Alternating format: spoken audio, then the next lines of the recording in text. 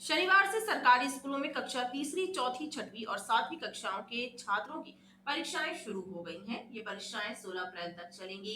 परीक्षाओं में हजारों छात्र छात्राएं शामिल होंगे। सरकारी स्कूलों में परीक्षाओं की तैयारियां पूर्व में ही कर ली गई थी। इसके अलावा कक्षा 9वीं और कक्षा 11वीं की परीक्षाएं भी आयोजित की गई। शनिवार 8 अप्रैल से सरकारी स्कूलों में कक्षा तीसरी, चौथी, छठवीं और कक्षा सातवीं की परीक्षाएं शुरू हो गई हैं। ये परीक्षाएं 16 अप्रैल को संपन्न होंगी। शनिवार को पहले दिन कक्षा तीसरी के विद्यार्थियों का हिंदी, कक्षा चौथी के विद्यार्थियों का एनवायरमेंट, कक्षा छठवीं के विद्यार्थियों का गणित और कक्षा सातवीं के विद्यार्थियों का विज्ञान विषय का पेपर हुआ। इन परीक्षाओं में जिले के हजारों छात्र छात्राएं शामिल हुए। परीक्षाएं आयोजित करने के लिए शिक्षा विभाग और स्कूलों ने पूर्व से तैयारियां पूर्ण कर ली थी। आज कक्षा तीसरी, चौथी, छठवीं, सातवीं, 9वीं और 11वीं का पेपर हो रहा है विद्यालय में। और कक्षा तीसरी में हिंदी का पेपर है जिसमें 18 बच्चे दर्ज हैं, और चौथी में पर्यावरण का पेपर है जिसमें 29 बच्चे दर्ज हैं। कक्षा छठवीं में 67 बच्चे इनरोल्ड हैं और गणित का पेपर है, और 7th क्लास में 74 बच्चे इनरोल्ड हैं, विज्ञान विषय का पेपर है। इसके अलावा कक्षा 9वीं और कक्षा 11वीं के छात्रों की भी परीक्षाएं आयोजित हुई। कक्षा 9वीं के छात्रों ने सामाजिक विज्ञान और कक्षा 11वीं के छात्रों के अलग अलग विषयों का पेपर हुआ। ये लोकल स्थानीय परीक्षा है जिसमें हमारे 9th और 11th के बच्चे एग्जाम दे रहे हैं। कितने मतलब है? 9th में 254 बच्चे हैं और 11th में 212। यही बस केंद्र क्यों है? हाँ, हमारे MLB का स्वयं का केंद्र है। बाकी जितने भी शासकीय उन्हीं की संस्था में केंद्र है। आज 9th में सामाजिक विज्ञान का पेपर है, 11th में भौतिक शास्त्र, अर्थशास्त्र और विज्ञान के तत्व। कक्षा तीसरी, चौथी, छठवीं और सातवीं की परीक्षाएं संपन्न होने के बाद 17 अप्रैल से स्कूलों में नया शिक्षण सत्र शुरू होगा। जबलपुर में अपराधी वॉलंटियरों की धरपकड़ करने के लिए अभियान चलाया गया। पुलिस अधीक्षक की अगुवाई में देर रात सभी थाना क्षेत्रों में पुलिस अधिकारियों ने कॉम्बिंग गश्त की। इस दौरान गली मोहल्लों के साथ साथ बदमाशों और वॉलंटियरों के ठिकाने पर दबिश देकर महज कुछ घंटों में 487 वॉलंटियरों, 14 फरार आरोपियों और घातक हथियार लेकर घूम रहे बदमाशों को गिरफ्तार किया गया। जबलपुर में अपराधियों वॉलंटियरों की धरपकड़ के लिए पुलिस ने देर रात अभियान चलाया। एसपीटी के विद्यार्थी की अगुवाई में पुलिस द्वारा शहर में कॉम्बिंग गश्त की गई। इस कॉम्बिंग गश्त में पुलिस के आला अधिकारी सहित समस्त थाना प्रभारी शामिल हुए, जिनके द्वारा आरोपियों की धरपकड़ के लिए दबिश दी गई। गश्त के दौरान आदतन अपराधियों वॉलंटियरों को चिन्हित कर पुलिस उनके ठिकानों पर पहुंची और उन्हें दबोच लिया। कॉम्बिंग गश्त के दौरान 119 गैर मियादी, 193 गिरफ्तारी वारंटियों को पकड़ा गया। वहीं 175 जमानती वारंट भी तामील कराए गए। इतना ही नहीं, अभियान के दौरान विभिन्न आपराधिक प्रकरणों में फरार 14 आरोपी और अवैध हथियारों के साथ 3 बदमाशों को गिरफ्तार किया गया। पुलिस द्वारा देर रात चलाए गए इस धरपकड़ अभियान से बदमाशों में अफरा तफरी व हड़कंप मच गया। कल जो हमने नाइट कॉम्बिंग अभियान चलाया था, 450 से अधिक स्थायी गिरफ्तारी फरारी आरोपी पकड़े गए हैं और जिन कर्मचारियों अधिकारियों ने अच्छा काम किया उनको पुरस्कृत भी कर रहे हैं। डुमना के एयरपोर्ट मार्ग स्थित डुमना के जंगल में भीषण आग लगने से हड़कंप मच गया। ये आग धीरे धीरे डुमना के जंगल से रहवासी एरिया की ओर बढ़ने लगी, जिससे डुमना के जंगल के आसपास रिहायशी इलाकों में रहने वाले लोग दहशत में आ गए। घटना की जानकारी मिलने के बाद दमकल कर्मी दमकल वाहनों सहित मौके पर पहुंचे और कड़ी मशक्कत के बाद दमकल कर्मियों ने आग पर काबू पाया। गर्मी का मौसम आते ही जंगलों में आग लगने की घटनाएं भी सामने आने लगी हैं। बीती रात एयरपोर्ट मार्ग के पास डुमना के जंगल में आग लग गई। आग की लपटों ने जंगल के साथ रिहायशी इलाकों को घेरना शुरू कर दिया। डुमना के स्थानीय लोगों और पुलिस ने दमकल विभाग को घटना की जानकारी दी, जिसके बाद दमकल कर्मी दमकल वाहनों के साथ मौके पर पहुंचे और देर रात आग पर काबू पाया जा सका। डुमना प्रियदर्शनी कॉलोनी के आगे मझकुआ झाड़ियों में आग लगी थी। तत्काल मौके पर 2 फायर वाहन रवाना किए। बड़ी मशक्क़त के बाद जो बस्ती क्षेत्र है वहाँ की आग पर तो हमने काबू पा लिया था। घाटी बोलेंगे, उस ओर जंगल में आग बढ़ रही थी। Dumna airport authority, Karmeta TNCP जो है और MPV, इनको हम ग्रीष्मकालीन के पूर्व सूचित कर देते हैं कि आप अपना जितना भी ये वायरस में जो कचरा उगता है इसको साफ करा लें, क्योंकि ये गर्मियों में कहीं कुछ भी कारण से आग लग जाती है तो काफ़ी परेशानी होती है। फिलहाल आग लगने की वजह का पता नहीं चल सका है, लेकिन जंगल लगी आग से स्थानीय लोगों में दहशत का माहौल बन गया था। डायबिटीज बीमारी के प्रति लोगों को जागरूक करने के लिए रानी दुर्गावती कला वीथिका में रोटरी क्लब और विभिन्न समाज सेवी संस्थाओं के सहयोग से 2 दिवसीय कार्टून प्रदर्शनी लगाई गई। इस प्रदर्शनी के जरिए लोगों को डायबिटीज को आसान शब्दों और चित्रों के माध्यम से समझाने का प्रयास किया गया। इस प्रदर्शनी में करीब 45 चित्रों का प्रदर्शन किया गया। भारत में डायबिटीज की बीमारी तेजी से बढ़ रही है। इस बीमारी के प्रति लोगों में जागरूकता लाने के उद्देश्य को लेकर विभिन्न संगठनों के सहयोग से रानी दुर्गावती कला वीथिका में कार्टून प्रदर्शनी लगाई गई। इस 2 दिवसीय प्रदर्शनी में चित्रों के माध्यम से डायबिटीज को समझाने का प्रयास किया गया, ताकि लोग इस बीमारी को समझे और इस बीमारी के कारणों, बचाव के तरीकों को जानकर स्वास्थ्य के प्रति जागरूक हो सके। ये शायद पूरे एशिया का पहला ऐसा कार्टून प्रदर्शनी है जो लगाई गई है, जिसके द्वारा हम समाज में लोगों को जागरूक करना चाह रहे हैं कि डायबिटीज़ क्या है, डायबिटीज़ में हमको क्या करना है, हमको किससे बचाव करना है। यदि हम इसको कंट्रोल करके रखेंगे तो दूसरी बीमारियां हमको नहीं पकड़ पाएंगी। इसी की तैयारी है ये प्रदर्शनी आज रात को 10 बजे तक और कल सुबह 10 बजे से कल रात को 10 बजे तक रहेगी।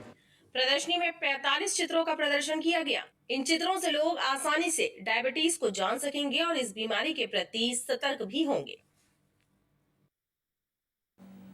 कभी सुंदरता का पर्याय बना जबलपुर का हनुमान ताल तालाब अब गंदगी की भीड़ चढ़ रहा है। तालाब में अब चारों ओर कचरा ही कचरा देखने को मिल रहा है। लोग घरों में होने वाली पूजा पाठ की सामग्री को तालाब में विसर्जित करते हैं। ऐसे में तालाब का पानी भी दूषित हो रहा है। आस्था के नाम पर जहां एक ओर नदियां प्रदूषित हो रही हैं, तो वहीं दूसरी ओर शहर के बीच स्थित हनुमान ताल तालाब का भी कुछ ऐसा ही हाल है। हनुमान ताल तालाब से लोगों की आस्था जुड़ी हुई है, लेकिन अधिकांश त्योहारों पर लोगों द्वारा यहां पूजा की सामग्री और कचरा डाल दिया जाता है, जिससे तालाब का अस्तित्व खतरे में है। स्थानीय लोगों द्वारा घरों से होने वाली पूजा पाठ की सामग्री का विसर्जन भी तालाब में किया जाता है और ये कचरा तालाब को गंदा और दूषित करने में सहायक साबित हो रहा है। पानी का दूसरा इतना ख़राब हो गया है, यहाँ समझ लो जमाना का कचरा यहाँ डलता है, ऐसी बात नहीं है, रात ही रात डल जाता है यहाँ कचरा, पता ही नहीं चलता। और जो फूल घर के रहते हैं विसर्जन के लिए वो डलते हैं, तो लेकिन वो निकाल लिए जाते हैं। जब यहाँ नाली जुड़ी हुई है हर घरों से, तो उसका पानी है ना पूरा यहाँ हनुमान ताल में आता है, गंदा हो जाता है। और फिर वो पानी है ना पूरा ख़राब कर दिया है, बस बसाने लगा। अभी गर्मी आ गई है और कीचड़ ऊपर आएगा, मछली पूरी दंदाने लगेगी, पानी बहुत बसाने लगता है। यहाँ से निकलो जब तो वो बहुत पानी महकता है। हनुमान ताल जमाने के लोग इधर कचरा फेंकते आके, मना करते तो मानते भी नहीं है।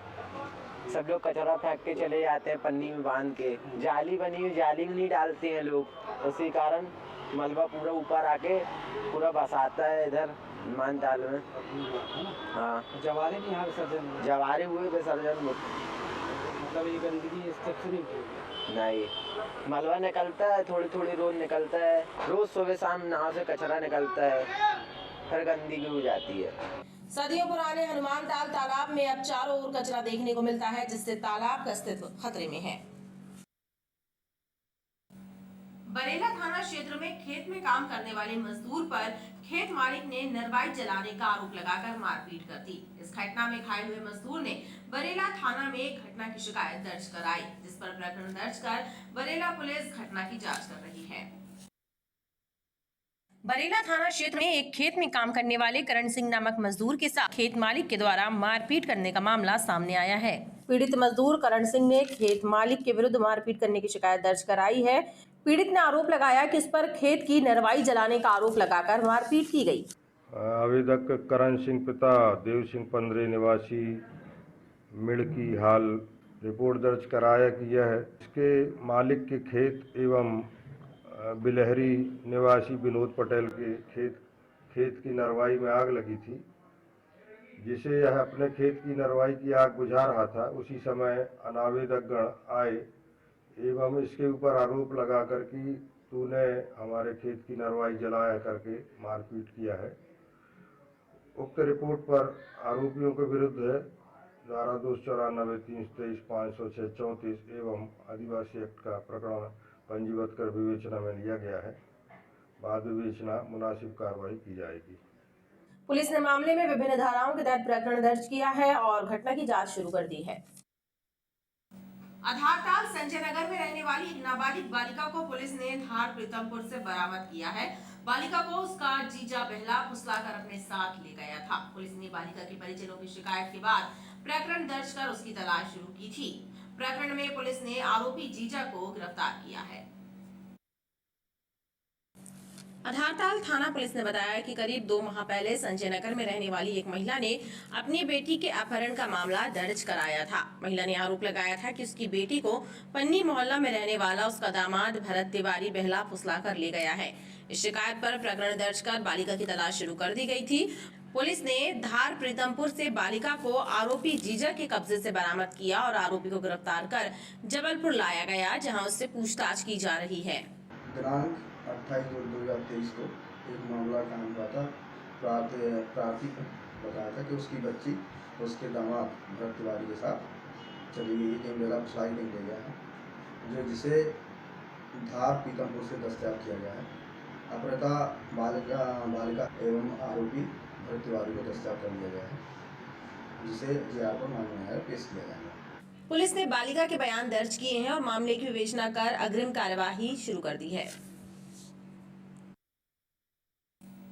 मध्य प्रदेश के कई हिस्सों में मौसम फिर बदल गया है। ऐसा राजस्थान में चक्रवात के एक्टिव होने और ट्रफ लाइन के गुजरने के कारण हो रहा है, जिसके चलते कई शहरों में बूंदाबांदी हो रही है और आसमान पर बादलों का डेरा है। जबलपुर जिले में भी मौसम के बदलाव का असर देखने को मिल रहा है। मध्य प्रदेश के कई हिस्सों में मौसम में बदलाव देखने को मिल रहा है। ऐसे में जबलपुर, रीवा, शहडोल संभाग में बूंदाबांदी होती रहेगी। मौसम वैज्ञानिकों की माने तो सेंट्रल राजस्थान में चक्रवात एक्टिव है, जिसका असर प्रदेश के मौसम पर पड़ रहा है और कई शहरों में आसमान पर बादल छाए हुए हैं और बूंदाबांदी हो रही है। जबलपुर जिले में भी मौसम में परिवर्तन देखने को मिला। शनिवार की सुबह हल्की बूंदाबांदी हुई। ऐसे में तापमान में बढ़ोतरी की संभावना कम है। हालांकि मौसम में हो रहा परिवर्तन लोगों की सेहत पर असर डाल रहा है। हमारे अपने शहर में भी बूंदाबांदी लगातार जारी है और मौसम के बदलने से बच्चों की सेहत पे भारी असर हो रहा है। मौसम को नजरअंदाज न करें, इसको देख के चलें और अपनी सावधानी बरतें। आज भी मौसम स्वास्थ्य के लिए देखें तो हानिकारक है। 13 से 15 अप्रैल के बीच तापमान में थोड़ी बढ़ोतरी का अनुमान है, लेकिन ये सामान्य से कम रहेगा। आगामी 15 अप्रैल तक मौसम के ऐसे ही बने रहने की संभावना है। खबरों का सिलसिला लगातार जारी रहेगा। आप देखते रहिए BTV न्यूज।